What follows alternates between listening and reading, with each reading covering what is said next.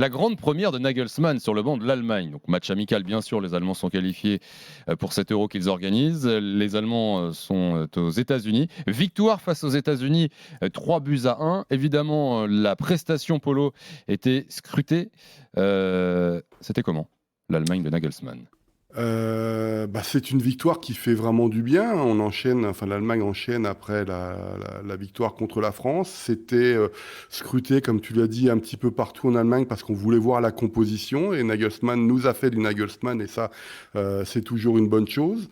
C'est-à-dire qu'on est théoriquement dans une défense à 4, mais en fait, c'est 3 défenseurs centraux plus un piston gauche, Gosens, qui monte très haut. Et surtout, moi, ce qui m'a plu, c'est qu'on se pose souvent la question des talents au milieu en Allemagne. Et lorsque tu as Wirtz, Musiala et Leroy Sané qui est dans la forme de sa vie, il se pose pas de question Nagelsmann, il met les 3. Et techniquement parlant, c'est pas là où les Allemands vont avoir des problèmes.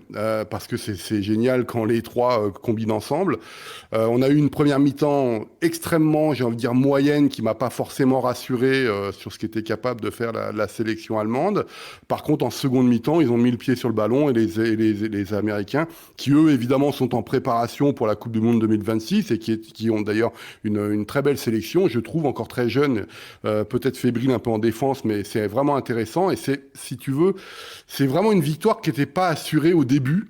De là d'où partent les Allemands. Et c'est vraiment une seconde mi-temps qui était vraiment impressionnante de la sélection allemande sous Nagelsmann. Ils ont été menés au score à cause de Pulisic qui a marqué un super but, Oui. mais ensuite les Allemands ont réussi à dérouler et là il y a de bonnes choses. Par contre, très clairement, ils ont toujours des soucis lorsqu'ils rencontrent des joueurs ou des équipes qui jouent très très rapidement les contres. Ça, on sent que c'est très fébrile encore en défense. Et même si on a rappelé Mats Hummels en défense centrale, c'est aussi un petit peu lourd. Mais encore une fois, quand l'Allemagne décide d'avoir la possession et de jouer, ils ont quand même un réservoir qui est assez impressionnant.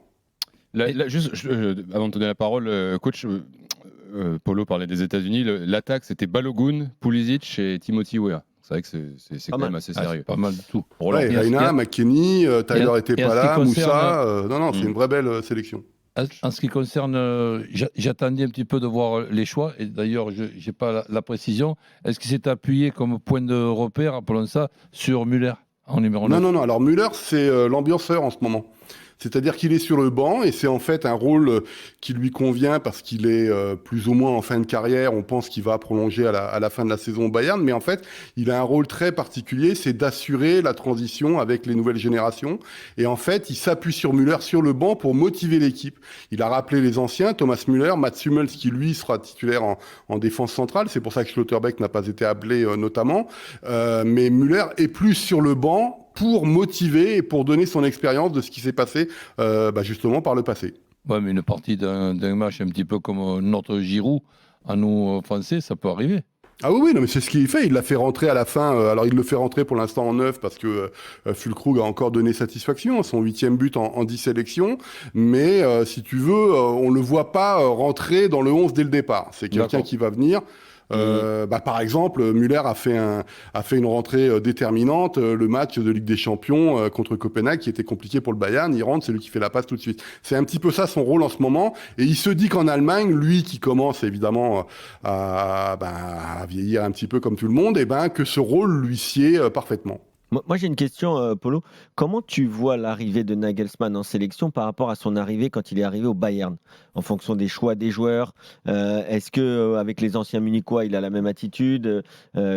Comment ça se passe C'est jamais facile quand même de retrouver des joueurs que tu avais. Mais tu poses une excellente question qui est un petit peu ce qu'on ne sait pas trop en Allemagne, parce que quand il a été mis à pied entre guillemets au Bayern Munich, parce qu'il n'a pas été licencié, rappelons-le, il est toujours théoriquement sous contrat, même s'il a été mis à disposition à la fédération allemande par le Bayern Munich. En fait, il y a beaucoup de choses qui ont été dites, pas forcément vraies d'ailleurs, ceux qui n'étaient pas d'accord avec lui, etc. Le conflit avec Manuel Neuer, mais Manuel Neuer n'est pas là, les absents ont toujours tort.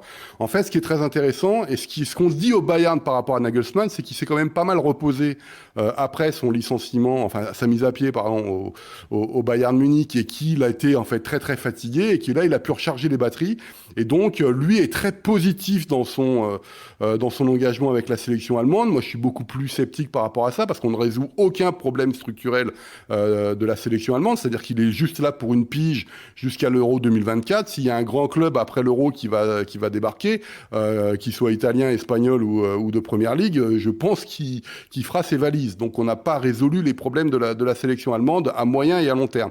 Lui, il fait comprendre qu'il est juste là pour du court-termisme, parce que de toute façon, on est dans une sélection qui a extrêmement de doutes, et il s'appuie évidemment sur les anciens Bavarois en redonnant aussi des joueurs qu'il a connus, en redonnant sa chance à Niklas Süle, par exemple, qui est en difficulté au Borussia Dortmund en ce moment.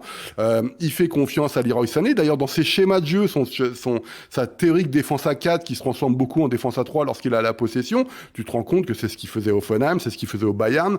Donc il fait confiance à Musiala, évidemment, qui monte en puissance. Leroy Sané est dans une forme extraordinaire, sauf que tout le monde oublie que Leroy Sané, l'année dernière, ça marchait pas du tout, et que c'est Thomas Tuchel qui l'a remis en selle.